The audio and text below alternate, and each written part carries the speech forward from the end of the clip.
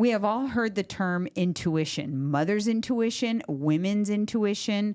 I'm sure you have all at one time or another used that term or even felt your own intuition. But what is it? Is it real? Let's chat about it.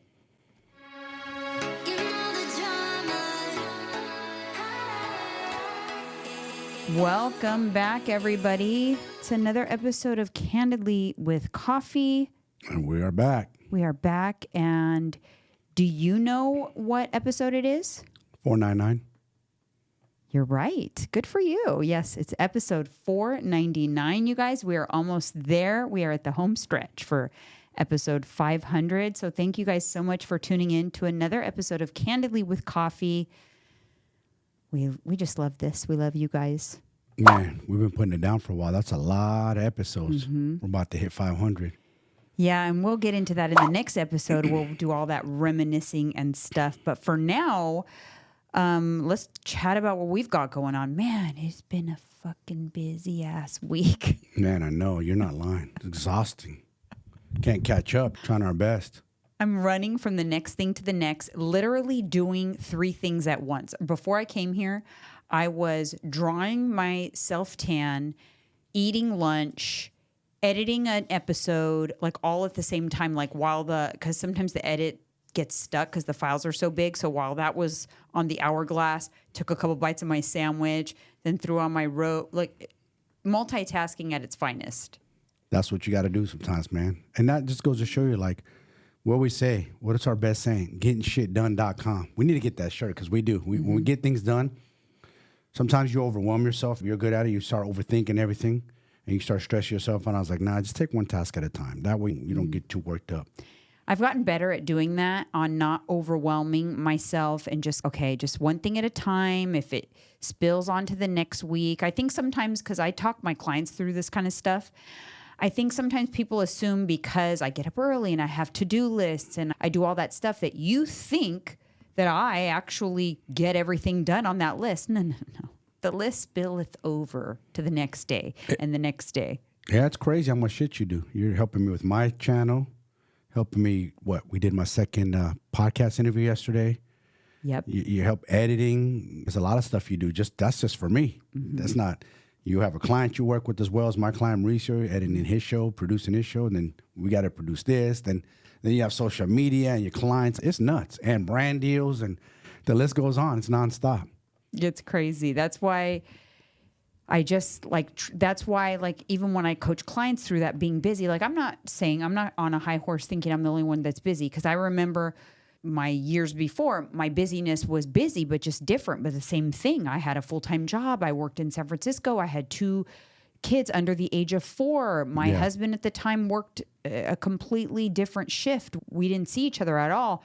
I did a lot of commuting. I had a lot going on back then too. I think the important thing is, no matter what you do, no matter what it is, what your job is, whatever, you have to really get good at time management. Yeah, you do.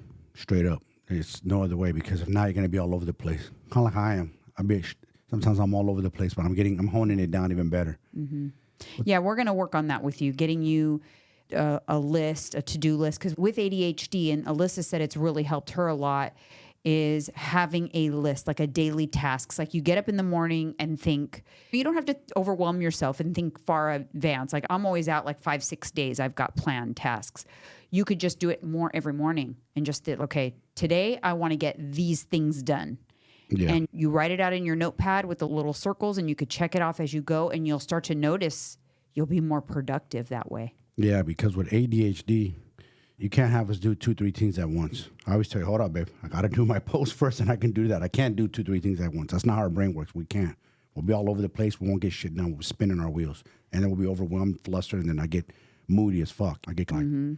I want to snap. You know what I'm saying? Mm-hmm. That's just that brain. Mm-hmm. It gets spazzed out. I think that you should think about what would help this brain, which we've talked about a few episodes ago, accomplish more tasks and get more organized. And it is like a daily task list. I think that you should try it. You've never tried that. I think it'll help. I'm coaching now with somebody. I got to coach. I got no choice. It's going to give me a to-do list. Yeah, you're going to. I got to execute. I'm going to give you everything, but you got to execute. So, yeah, I have no choice. I'm going to have to do a to-do list. Yeah. I know what I have to do. As soon as I get the first thing in the morning, as dumb as it sounds, I got to get to social media, see what's going on, the traction, get to my YouTube, make sure I post my shorts, post some content for Instagram. But you have to have a list. Not just knowing, because knowing doesn't make it happen. Trust me, when you have the tasks written out, you will be more likely to get them done because there's a glaring open circle looking at you when you don't get it done. Like when I looked at your shorts and you hadn't posted a short in a couple of days, I was like, oh, no, that's not true. I don't go a whole day without. Yeah, one day. So don't it had lie. been 2 days. One day. And I posted twice today. Posted twice yesterday. I'll probably post another one later. Just because I forget. Brain forgets. I feel like a piece of my memory, my brain got lost when Exactly I hit a what I just said. But you wouldn't forget if you had a daily task list. Yeah. That's the whole point. I'm not good with that, so I got to get better with that for sure. Yeah. I am, I don't know if you guys can tell, I'm developing as we sit here because I tanned before I took a shower and then I tanned, and now I won't shower it off until tomorrow. So I'm literally marinating in my self-tan as I do this podcast. I hate this smell. I can smell it. But it was another one of those things that just, I had to fit it in because we're going to LA. So that's what I wanted to talk about. We're going to LA this weekend. That's why this weekend's been extra busy. Our production schedule has been different. Everything's been different because guess what? The work schedule, the clients, the meal plans, the macros, the shows don't go away just because we're going to be out of town. They don't. We make adjustments. We squeeze it in to make it happen. Basically, what she's telling you guys is no matter what we got going on, an event coming up, we're leaving town, we make sure we have podcasts for you guys ready to listen to so you don't go a day without and then you're like, oh my God, what happened? They missed today. Nah, we don't miss. We hit. We never miss. Yeah, we still prioritize that. We're going to LA. So we're going to LA for the Aspire Tour. It's very motivational. We have diamond passes. We're going, Mike's coaching client, but my partner in Reminiscing Live, his podcast, he has a book coming out. And so he's going to do a little press for his book on Friday. And as part of that team, we're going to be there to support him. And then we're going to the event. We have some dinners planned. So it's a busy weekend, but I'm looking forward to it. Yeah. It's going to be fun. We'll go back to our old stomping grounds, LA, good old Los Angeles. I love Los Angeles. We're actually staying in downtown, our legit old stomping grounds, because we used to live in downtown Los Angeles. What's the name of that place we lived again? I'd always forget. Watermark? The Watermark. Literally, you guys, it was pretty dope because it's literally walk up the street like a block or so, hit a left, like another block, Staples Center's right there. Yeah. That was cool. That was an experience. There was a lot of influencers that lived in that building too. It was a very influencer style building. I could always recognize people when they were posting. I'm like, hey, that's in our complex. It was a cool spot though. And I loved it. It was walking distance to Trader Joe's, Whole Foods. Yep. My favorite acai bowl place that was downstairs. There was a Starbucks across the street. There was, back in our alcohol drinking days, do you remember the milk punch? Oh, that was so good. Dude. There was this restaurant down at the bottom of our complex, and I can't remember the name of it now, but it was quite popular. Something olive. No? It wasn't olive. It was a flower of some sort. Fig? No, fig and olive. We went to that. Okay, No. Damn. It was a flower, some sort of a flower. Anyways, the drinks were all like mixology drinks. Yeah. And we could just stumble on up to our apartment after, so we would get a little bit sloshed there. But they had this stuff called the milk punch. Yep. It takes days to make it. It takes 3 days to make a batch of it. Yeah. And it does not taste like alcohol at all. It's very mild, and so it's very dangerous. And you can buy it by the big jug. Do you remember we bought like the big jug of it? And we split it. And all four of us, right? Four of us. We had another couple with us. And the waitress said that be careful with the milk punch. Michael Strahan was just in here, and he, let's just say we had to make sure he got home safely. Yeah, I remember that story. Damn, that drink is scary because it's so damn good. Yeah. And you can't really taste the alcohol, and it'll creep on you. No, and it's very strong because of the way it ferments. It literally, there's a fermentation process on it, the way they make it. And listen, I don't drink anymore, but that was good times. I have good memories from the milk punch. Man, I'd almost be tempted to, but nah, I'm done. I can't do it because I'd enjoy myself too much. One drink wouldn't be enough. So it's Friday. You guys are listening to this on a Friday. We normally do our scheduled YouTube live tonight because we don't know exactly what we're going to be doing. We're not doing the scheduled YouTube live, but we are probably going to pop on live at some point. So make sure you hit the bell to be notified so that you can join if you happen to see that we go live. We might also go live on Instagram. So if you're not following us on Candidly_with_coffee on Instagram, make sure you follow us so you don't miss it. Because I'm going to bring the ring light and a camera and our little mics, and we'll just do some content. Make sure you guys do not miss out, and you can get like updates on what we have going on in LA. I know it's very businessy. We're doing a lot of work-related stuff. But on Sunday, there's a couple of spots I want to hit. I want to go to Alfred's coffee shop because I see that on vlogs all the time. Okay. And then I also want to go to Joe and the Juice because I want a tunicado sandwich. It's famous. Yeah, you've been talking about this. One in San Francisco. Yeah, so I want to go to Joe and the Juice in LA. Tunicado? Yeah, they have all kinds of like sandwiches. And we've been to Joe and the Juice in Miami, but I didn't know about the viral tunicado sandwich. And it's supposedly really like good. I might have to try it with you then. Yeah. I like tuna. Yeah. I think it's done right. I think you'd like it. I really think you'd like it. There's cheese in there too? I think so. And it's warm and the bread is crunchy, oh, that crispy. Sounds like me, yeah. And then there's like a pesto sauce in it. Yeah. So I definitely want to have that on Sunday. So I'm looking forward to it. It's a road trip. You're going to do the driving so that I can work. Of course I am. What's new? Of course she's going to stick it to me. I'm going to listen to my Joe Rogan podcast, so all the way up. Yeah, that's fine. I'm going to be editing, so I have my laptop. I ordered from Amazon like a laptop desk and like this adapter thing just to charge up my laptop because my laptop battery dies after 2 hours when I'm editing because it's so many different softwares. So much juice. So hopefully I have time before we leave to go to the AT&T store to get a new like portable internet though because the one I have doesn't work anymore. Hey, so can you do me a favor? Can you plug me on my podcast?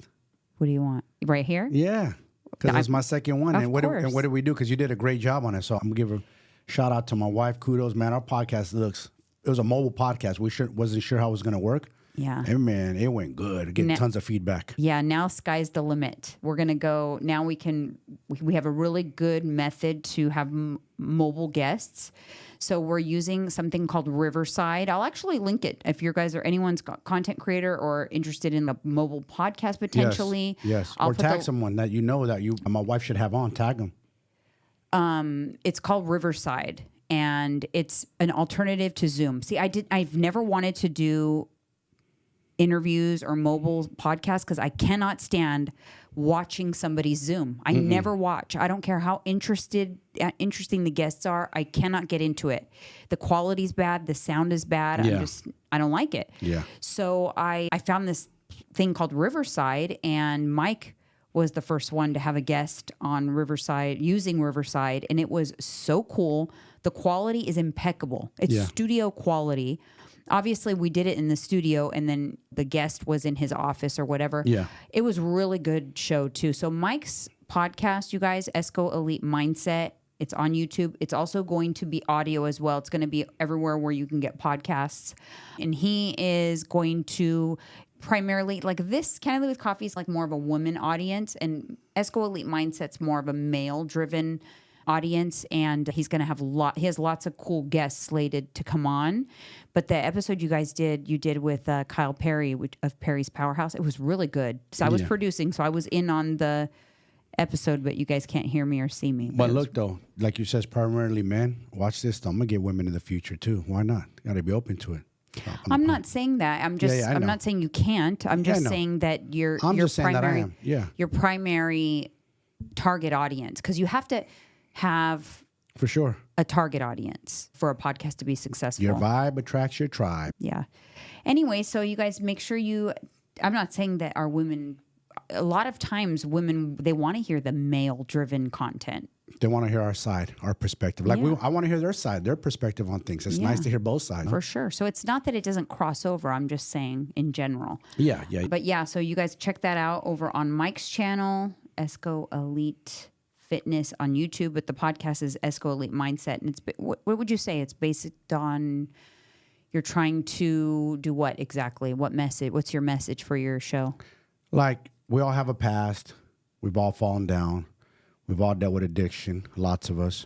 Some of us incarceration. But it's never too late to turn around your mental health and your physical health. But the first thing I like to teach people is, like, you got to deal with the shit that's going on inside of you, your core root, what the fuck's going on before you can fix anything. Like, how's your household? How's your relationship with your family? How's everything? It's so important that you have a good, like, we have a great relationship. So my household is good. So I'm able to do macros like it's easy, like basically adhere to my eating plan.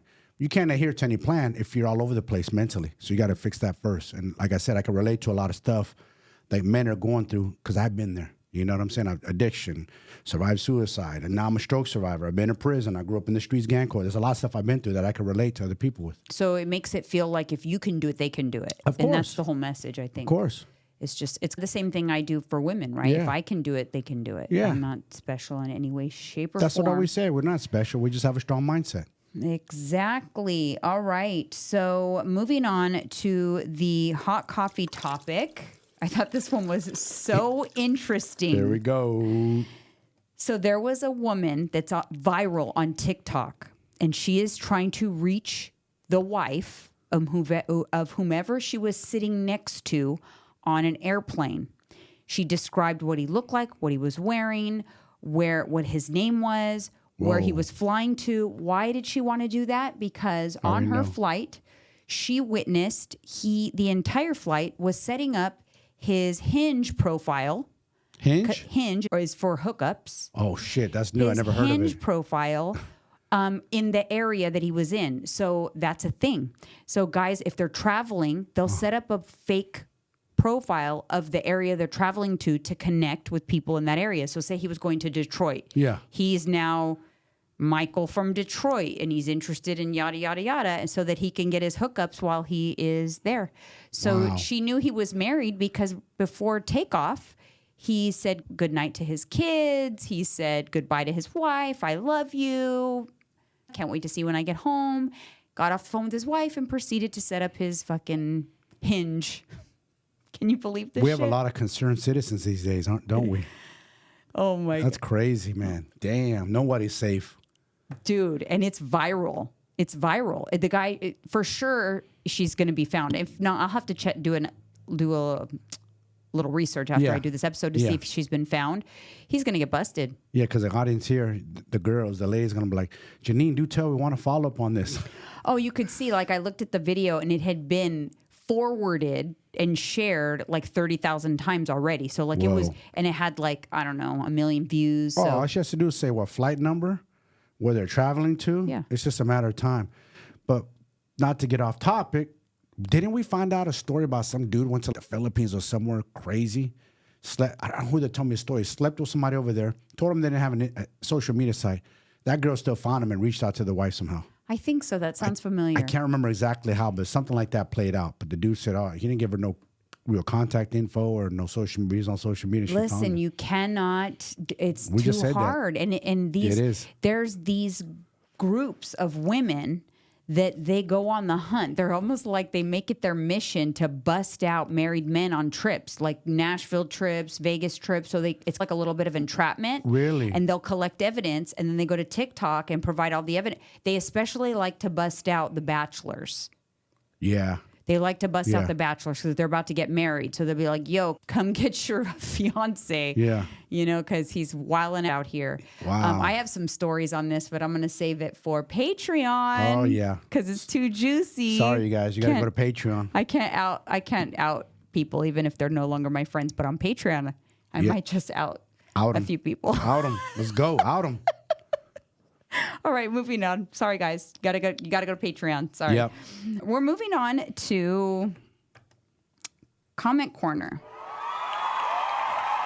The last episode was with Alyssa, and it was so good. And you're the best. We have the best listeners. Everyone is so nice and kind, and I know it makes Alyssa feel good to see. And she wants to do more with me, which I'm excited because it's not a fluke anymore. The feedback and the messages I get from the episodes with Alyssa saying, hey, this was really helpful. I have daughters and this really helped me. A lot. I had a lot of people reach out in DMs. I saw the comments. They're like, man, I want this relationship with my daughter. Your goals. I see that. Yeah, and that makes me feel good. And I wasn't trying to lamp myself up. I was fully ready for her to come at me with something, but she was very kind. But the first comment is Grizzly Loves. I loved this episode so much. I have a 6-year-old daughter and always wonder what our relationship will be like when she's an adult. You and Alyssa are goals for sure. I have to say, I used to wonder the same thing, and it's everything I hoped it would be. Yeah, because there's no guarantee. No. You might be all lovey-dovey, all cuddly cutie when she's a kid. Then she goes to her little bratty teenage years. Yeah. Then she becomes adult and changes into a whole different person. You know? Yeah. And I think that, like Alyssa said it perfectly, our friendship has just evolved naturally. Actually, I remember specifically when I started to realize it was happening. She was 16, and I traveled with her to Detroit for an acro competition. And I think I'm particular with who I travel with, especially with sharing a room. And I know it's my daughter, but she's particular too. And we realized on that trip, we laughed so hard, but we're like, wow, we are so compatible, like to travel together. This is going to be fun when I'm older. That's what Alyssa said, because I could see us being really, and ever since, every time we've traveled together, we're so compatible. Oh, you guys have traveled together too? Yeah. No, yeah, we have. We've done several trips now since then. Competitions. Yeah, and we travel very well together. We enjoy each other a lot when we travel, and we're very similar. And we're particular about things and very organized about travel. And it was just, Not pushing it to the last minute.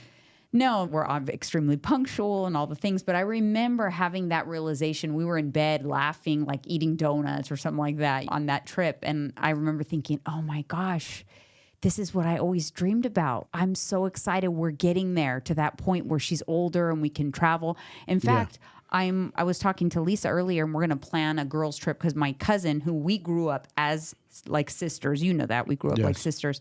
She has daughters, and her daughter and Alyssa are friends. And we're going to do a girls trip, just all the daughters, her daughters, Alyssa, me, and we're going to do a road trip to like LA, San Diego. Oh, nice. In the summer. Okay. Yeah. So that's going to be fun.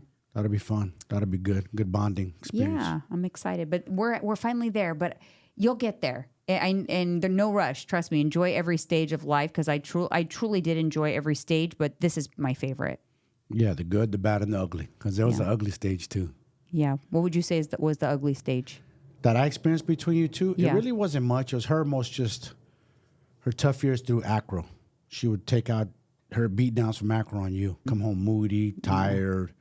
Or she had to deal with injury, and she's tough though. She dealt with it, but just that's really it. I know she had her little tantrum phase. It was hard, that time frame. And the reason for that was she was battling with herself, because she was a high level competitive athlete and wasn't being treated. They didn't treat them at all. They treated them like, you wouldn't believe how they expect these kids to perform.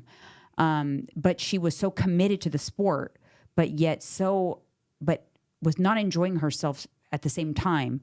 And she would download to me, and I would want to fix it for her. Like, hey, listen, like maybe it's time to move on. And she didn't want to move on. No. So I'm like, she was latched on for a while. She was almost like a Stockholm syndrome. Yeah. I was like, what do you want me to do? Like, you're miserable. Yep. You cry sometimes when I have to take you. Yeah. I'm telling you, it's time to call it a day. I'll support you, and you refuse. So I felt like I couldn't win. Yeah. It was a difficult time for her too, mentally. But yeah, I would say that was the hardest thing. She's very competitive with herself, because once she transitioned out of that, you finally pulled her off from that olive branch. Like, all right, time to go. She saw you compete, and somehow you planted the seed in her. Like, you should give it a shot. You have the mindset. You have the body for it. You're strong-willed. And she did it on her own terms. And she decided to commit SQ. She went for it, man. She had fun doing it. She didn't look miserable doing it. No, she loved it. So, yeah, that was a good experience. All right, moving on to the next comment. Taryn 12. This episode just warmed my heart. You both have such a sweet, fun dynamic. More Alyssa on the show. Yeah, I definitely will be having her on again for sure. The next comment, Hap1221. I love this. I've always thought that when adult children are still close to their parents and wanting to spend time with them, that 100% means the parents have done something right. Agreed. Yeah. Facts. Super facts. Yeah, I feel like it's like you finally reap the rewards of their childhood and all of going through all those phases. And listen, the phase happens, sorry, but you cannot pass the phase where they just don't like you very much and they don't want to spend time with you and you can't force it. No. It is what it is. They will come. If you've done everything right and fostered a proper, solid relationship with your child, they will come back to you, but you have to let them go. You know what they say? Let something go. If it comes back to you, then you know that's true love, right? Yes. They say that with relationships, right? That's from a movie. But it's the same with kids. You have to let them spread their wings. If you've done the right thing and created the right foundation, they'll come back to you. I agree, 100%. Yeah, and it'll be better than ever. Yes, true. All right, you guys, let's talk about intuition. Do you know what intuition is? You? Intuition, yes. Somewhat. I'm trying to distinguish the two between instinct and intuition. It's similar. They go hand in hand. Yeah, because I feel like I have great instinct. Like I see things before they unfold. But I also have intuition as well. Like I see things before they happen too. Yeah. So intuition is the ability to understand something immediately without the need for conscious reasoning. Yep. Something like experiences I've gone through in life where I'm like, I knew this was going to happen. Why did I put myself in this situation? Yeah. I knew better. You know what I'm saying? That kind of stuff. Yeah, because it's almost like the way I describe it is your brain is computing things without you having to tell it. It's like the automatic stuff programming that's happening. Your brain noticed that person put their hand behind their back. You aren't even aware of it, but your brain picked up on it. You're not consciously aware. So like your brain will do that with 1,000 different things, data points. Yeah. And it'll feed those data points to you and be like, based on this data, this is a bad situation. And you don't even know what those data points were because your brain did it so rapidly, but you have to trust that the output is, this is a bad situation. That's intuition. So is it same thing as when we go to a restaurant? I don't like my back to the door. I have to look at the door. I have to see people coming in. Is that intuition or instinct? I don't know if that really, that's just, I don't know. I don't know if that pertains. But I guess it'll allow intuition better because if you have access to more data, the more data you have access to that your brain will automatically compute, the better. If you're facing the door, your brain is going to pick up if a car came into the parking lot quickly. You might not even be aware, but your brain picked up on it. You know what I mean? I notice everything. It's crazy. Yeah. I do. I'm aware of everything. That's a product of your upbringing as well. I'm sure it is too. I wonder if it's my brain too. If it's my ADHD brain, because my boy Lo said he's like a people watcher. He's aware of everything. He notices everything too. Could be like a hyper focus. People, you know, with ADHD do have the tendency to hyper focus on specific things. Okay. But you know what? In intuition, everybody can have it. I know we're going to talk about like mother's intuition in this episode, but obviously everyone can have it and you can hone intuition. But you know what the best way to make sure that you're sharp and that your intuition is on point so that you're collecting all these data points? Keep your brain sharp. No drugs, alcohol, brain-altering chemicals, get good sleep, drink water, have a good diet, you know, be rested. All of those things will help you be sharper. Especially sleep. You need that. Because if I'm not sleeping, I don't feel like I'm hitting like I should. Yeah. Why do you think a lot of people get into accidents in the morning on the way to work? I say all the time because they rush out of bed. They're in a hurry to brush their teeth, wash their face, maybe take a quick shower, grab their cup of coffee and run out the door, and they're still not even woken up yet. You know what I'm saying? And I always say that, be careful in the morning driving because half these people are asleep. And then they have the tendency, because they're addicts, to do this while they're driving. What the fuck are you doing? Look at the road, you idiot. You're barely awake and you're staring at your phone in the road. I want to slap them, bro. What are you doing? I know, but it is true that you get, so if you are awake and alert and you clear-headed and you're on the road and you don't even realize this, but your brain is scanning the entire freeway. Your brain picks up on a car all the way to the left, happens to pick up their phone, and then, or they swerve a little bit, whatever. Do you ever notice that all of a sudden you'll be like, you'll do something in anticipation of what you think someone is about to do? All the time. How do you know that? It's because that's intuition. All the time. That's because your brain has seen them pick up something from the floor or swerve a little bit or change lanes erratically, and you didn't even really necessarily see all those things. Hey, this person's about to get in my lane. Yep. Happens on the daily. Daily. And I'll tell you a quick little story. I was jumping on the freeway, 280, by my house, San Francisco, years ago, with an ex-girlfriend of mine. I'm in my 5.0 Mustang, 1993 GT 5.0. And as I merged onto the freeway, I don't know how I saw it. It looked like slow motion to me, but I got caught wind of it on my left eye. I see a car hit another car, like went to his lane, hit him. And he was going to push him into me. I had nowhere to go. It was going to come into me. So what I did, I dropped the gear and punched the gas, and boom. And I got out of there. It missed by inches. My ex, she came out of her skin.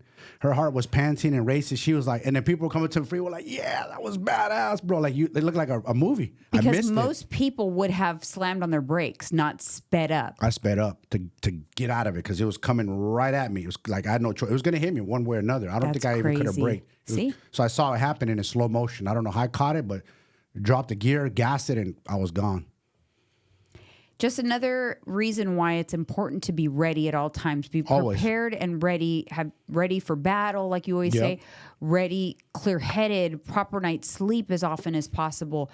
Not groggy on sleeping pills and whatever else you might be taking, or hungover. Yeah. Also, you guys, if you're going to go, like, to, let's just say, pay attention to tuition. You're going to go to ATM, and you must go. But you see some shady-ass characters on the ATM, that intuition will tell you, you know what? This is not a safe scenario. I better not go to this ATM or go to a gas station. You know what? This ain't the best of neighborhoods. Maybe I shouldn't go to this gas station. That's intuition. Because I see things happen before they do. Okay, fuck it. I don't care. It's just my nerves or it's just my paranoia. And then I go and then I get jacked or I get robbed or you get robbed. But we knew better, but we still did it. Yeah, no, I agree completely. It's just, and I think you can hone it and get really good with it. But this is my fascination. And if you guys listen to the last episode, I think we talked about it in the after show, actually, on Patreon. But Alyssa and I were talking about how I have this, I'm an empath, right? With her, especially with both my kids, especially.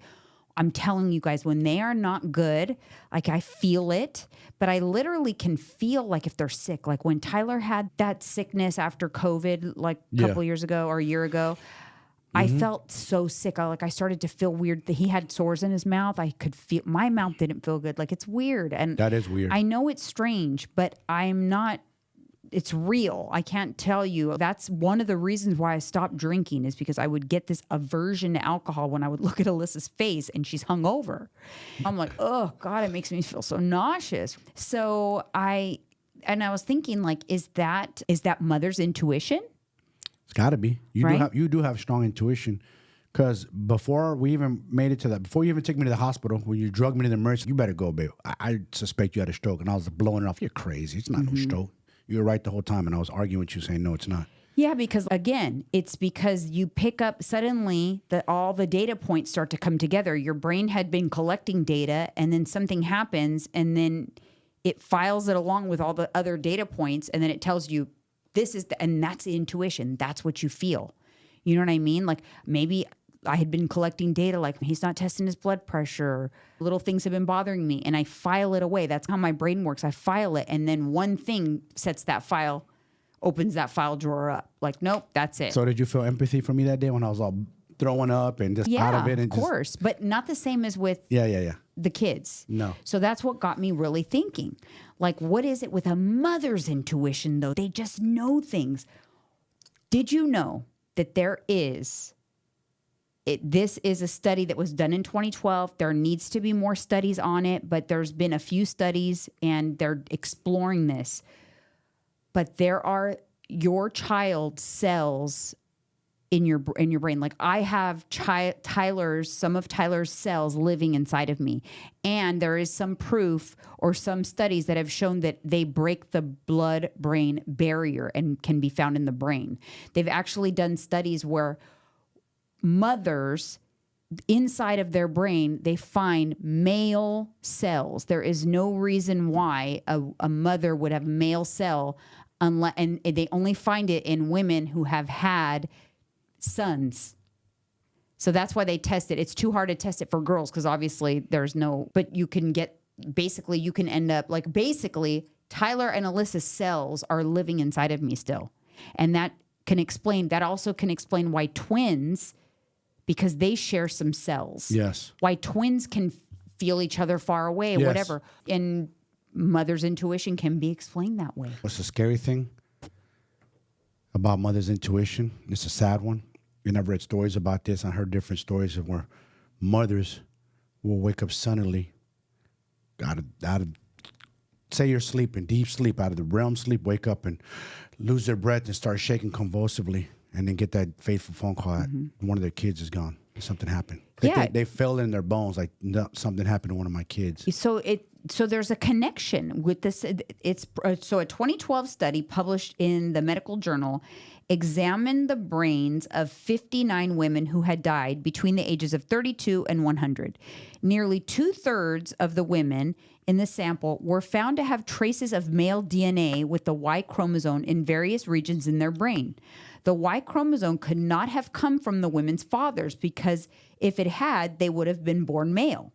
The only logical explanation was that the male DNA had come from their sons. Those women that there was male DNA found in their brains all had sons. That was the study that showed it. So living cells I literally have living cells of Tyler and Alyssa inside of me. Mothers around the world say that they feel like their children are still part of them long after they've given birth. As it turns out, that is literally true. During pregnancy, cells from the fetus cross the placenta and enter the mother's body where they can become part of her tissues. Man, so this is how my mother always knew when I was up to no good. I swear, when I tell you, I said my mother was like a witch. Anytime I was up to no good, she'd go in my bedroom and find things I shouldn't have. It also, to me, explains the difference, the connection with mothers and children. It's just different. Oh yeah, I always say that. It's way different because we come out. Listen, man, we come out of our mothers. There's a different. You're growing inside of them. Yes, the fathers have a play a part in it too, but no, it's not the same as mother. It's a different kind of connection. It's a different bond. I always say that. I always feel that. I mean, this makes sense to me, and they're doing a lot of research on it because if it's true, then they can grow leaps and bounds in terms of neurological disorders and things like that. If there's like the stem cells of your children inside of you or whatever. I don't know. I was reading some crazy stuff on it. But like I said, this is not a science podcast. No. But it was like an aha moment for me to think, oh my God, that makes so much sense. And it may also make sense why twins, specifically identical twins, why they feel certain things if their twin is sick or they can feel something. That's true. I've heard that. And then mothers and children, it makes sense. So mothers are highly intuitive. That is a fact that even doctors and scientists acknowledge. There have been enough documented cases of mothers intuitively knowing when their children are in trouble, even if the children are far away. Even scientists and doctors and researchers all are in agreement that there's a connection there, which is why they're doing a lot of research on it. We're always breaking the barriers, aren't we? Figuring things out. Especially this crazy mind of ours. It's like a mystery in itself. We're always learning new and new things about it. I know. That was like a major aha moment because I know we talked about it. And Alyssa she thinks I'm full of it. And I'm like, no, you don't understand. Like legitimately, I feel nauseous. She doesn't believe you. You always tell me that. You always tell me every time you see her hungover, like you feel it. And I'm like, how? It's not your body. It's not you didn't induce the alcohol into you. So how the hell do you feel it? That's why. There's the answer.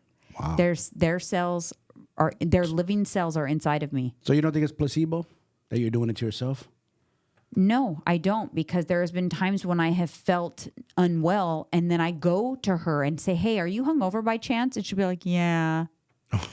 So before she even tells me, damn, I feel it. You'd be like, Alyssa, please stop being hungover. I'm feeling it. Oh my God. What about when Tyler was hungover? Did you feel it? Yeah, of course, 100%. I'm telling you, I've had a lot of those intuitive moments, not even just hangovers, but when they're sick or not well mentally, like I feel heavy. I feel it, and that's why I'm extra like Your alert. mother had very good intuition. She Look did. with your daughter, what she found on her and said, she must go to the hospital now. Like Yeah. there was no questioning. You jammed, grabbed everything, and was like Yeah, out the door. You realize you on a podcast when you throw a story like that doesn't have any context. That I know. I'm just saying your mother had very good. All our mothers did, I guess. But you're right. It makes sense. It does make a lot of sense. I feel like Yeah. women have very good intuition, especially mothers.